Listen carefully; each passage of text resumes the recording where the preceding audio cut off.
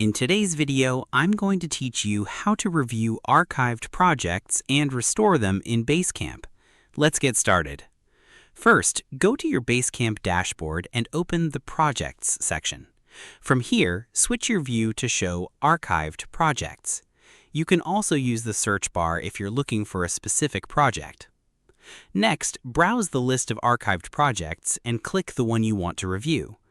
Inside the project, you can view everything, like messages, to-dos, files, and activity history. Nothing is editable while it's archived, so this helps you safely check old work. If you decide to restore it, click the three dots or Open Project Settings.